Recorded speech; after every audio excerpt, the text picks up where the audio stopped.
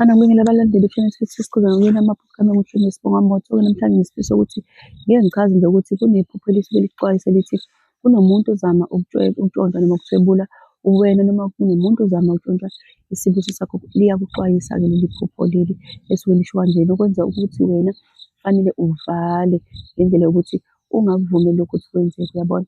Uma kukanjalo uzophupha iphupho elilokuqala, uzophupha umuntu ekugqekezela umnyango noma ephusha umnyango wakho ewududula noma ewubulala.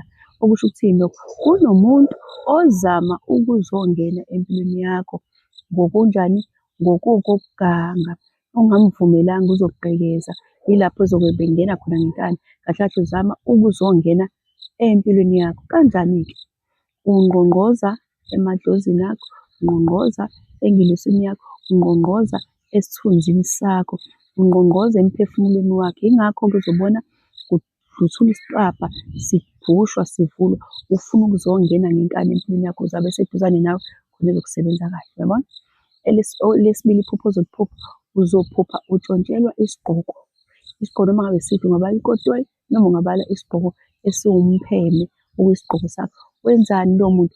Uzama ukuvula ikhava ethize ekwembozile wena. Ake sibale enye into ekuthiwa idomu, ikhave ewunqenqema lwangaphezulu kwesibhakabhaka, ikhave ukuthi abantu abaphila emhlabeni bengehlelwa noma kungangeni ezinye zezinto ey'ngafunakali emhlabeni esiphila kuwona. Nomuntu ukanjalo unento esekhakhayini lakhe ewugesi eyenza ukuthi ixoshe, ivike, ivimbe, izwe, imugade, imphilise ngokokwemvelo. Uma-ke uthola ukuthi kutshontshelwa isigqoko sakho, lona phawu bakutshengisa lona ukuthi kunomuntu osusa unqenqema lwesiviko lwakho ukuze ezokwazi ukuthola ukhakhayi lwakho lube lula, yabona. Yingakho-ke uthola ukuthi uzombona entshontsha isigqoko, usuke eqeqebula into ekuvikelayo ukuze ekwazi ukungena empilweni yakho, ukuze enze ini, inoma yini. Engasebenzisa-ke into ey'hlukene ukwenza leyo yinto leyo. Uma ngabe kuthiwa isigqoko sakho besishayelwe ngesipikili, uthola ukuthi isigqoko besishayelwe ngesipikili, lowo muntu utshengisa ukuthi usevule wase wayigcina lento ukuthi ize ingabuyeli, wayistopha nje ukuthi ize ingaphinde inamathele kuwena noma izinwele zakho ngoba izinwele ziyi-aerial, iy'nwele zakho zingayifuni lapho ingakhona ukuze uphinde uyembathe ingadonseki, ihlezi kanjalo. Uzophupha futhi izipikili noma iy'ndawo ezishayelelwe ngezipikili. Uthole ukuthi kancane kancane uphupha iy'hlahla ey'shayelwe ngezipikili noma uyazibona uhamba uthi uyabona, hawu lesi sihlahla kushayelwe iy'pikili, hayi bo, izinto ey'ningi nje kanjalo. Okusho ukuthi lowo muntu loyo usuke etshengisa noma leyo ngilosi yakho noma labo bantu bakini basuke betshengisa ukuthi wena njengamanje uyaboshelwa, uyabona, uyaboshelwa noma uyabethelelwa ingilosi yakho ukuze ingakuvikeli. Isexwayiso leli phupho manje kanje, kufanele usukume ngokungamandla ngoba usuke esawuqala umsebenzi, usuke esavula ukwazi ukuthi athole wena.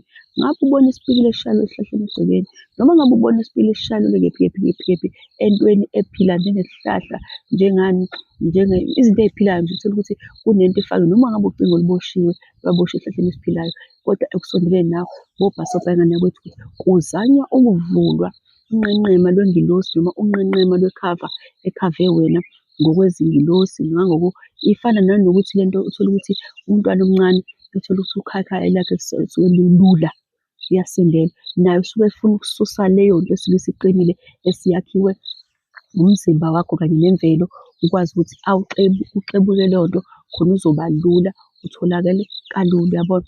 Uma unesimo salamaphupho akanje, wengane yakwethu, sukuma uzilungise wena, uvale, uvike, uphindisele emuva lento ize ingenzeki kuwena ngoba uma ezenzeka ziningi izinto ozobe usuyaziluza lapha, ziningi izinto ezobe seziyakonakalela kanti ubutsheliwe ukuthi hayi bo, nakhu uzibona uvuleka umnyango, nakhu uzibona ephupha isigqoko, bazama ukuqeqebula, uzoze uzibone la uthole ukuthi into yakho iyaqhubeka, uzozibona uvalelwa ngisho endlini ongayazi, yabona. Indlu uthole ukuthi indlu awuyazi le ndlu futhi uvalelwe khona. Ukhona mhlampe kwesinye isikhathi uma uwumuntu onengilosi enamandla, uthole ukuthi uzoze ubone la uvalelwe khona, kuvalelwe nabantu ababelapho kodwa ubona ukuthi banokuganga laba bantu, okusho ukuthi kahle kahle usuke uyosetshenzwa wena kahle kahle, uyabona. kwesinye isikhathi uzophupha izinto ezizinkamba noma engathi zizinkamba zobumba, yabona? Uthole ukuthi nokuyiphupha nje kodwa uyabona ukuthi akusizona ezakini, basuke bekutshengisa ukuthi uyasetshenziselwa izinto ezithize. Uyangazenza ukuthi wagadena amaphupho bafowethu. Uma unamaphupho nje anezinto ezingalungile ngaphambi kokuthi kuze konakale, sukuma uthandaze futhi uthandaze noma kawu-5 ngosuku. Uma ubona ukuthi lezi zinto ziyaziphinda, lalela ngane yakwethu, yenza kanje. Sebenzisa izinto ezokwazi ukukuvikela. Ngicela ukwenza enye ividiyo ngoba angifuni ukuthi ize ibe yinde ividiyo ngoba kunzima ukubuka ividiyo ende, uyabona?